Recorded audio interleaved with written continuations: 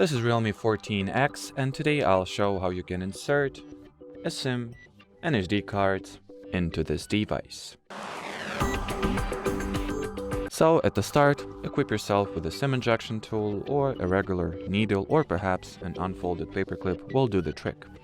Now, lock the phone, look at the left top side of the device's frame, and here you'll find the SIM and SD card tray or slot. Now, insert the tool into this little hole you'll see below the slot, and then, once you feel like it has reached the bottom of this hole, push it in. Once you'll do that, the tray should pop right out, so or should I rather say use your fingers to help it get out all the way. Now take your micro SD card, align it with the slot like that, and do the same for the SIM card.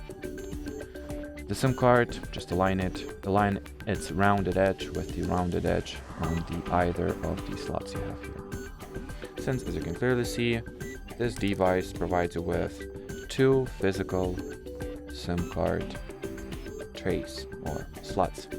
Now return the tray back inside its compartment, just like that, and make sure to push it all the way in. And well, that'll be more or less it. As you will see now, both SIM and memory cards has been installed successfully. So here's the mobile or cellular network sign, or icon rather, which already tells us that the SIM card is recognized successfully.